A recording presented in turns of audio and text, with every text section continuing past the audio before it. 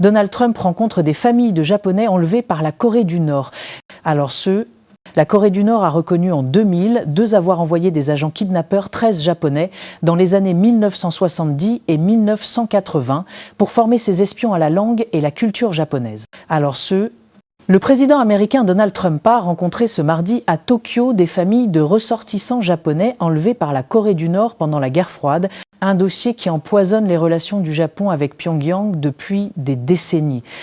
Il cherche depuis tant d'années, depuis si longtemps, a déclaré Donald Trump à propos de ces familles lors de l'étape japonaise de sa tournée en Asie. Les États-Unis les soutiennent complètement. Nous sommes avec le Japon et la première ministre Sanae Takaichi.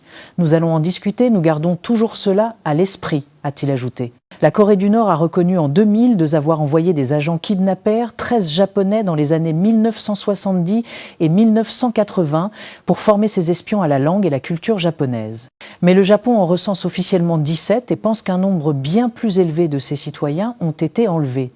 Des vies humaines sont en jeu. Au cœur de cette question d'enlèvement, il n'y a pas seulement une violation de la souveraineté nationale, mais nous devons également nous rappeler que des vies humaines sont en jeu, a estimé la Première ministre la semaine dernière lors d'une rencontre avec des familles. Quand je pense à tous ces parents qui sont morts sans avoir pu serrer leurs enfants dans leurs bras, cela me fait penser que nous devons résoudre cette question dès que possible.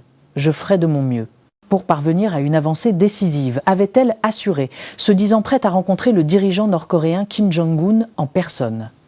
En 2004, la Corée du Nord avait remis au Japon des restes incinérés, disant qu'il s'agissait des cendres de Megumi Yokota, enlevées à 13 ans en 1977. Mais le Japon avait alors déclaré que des tests d'ADN contredisaient cette affirmation.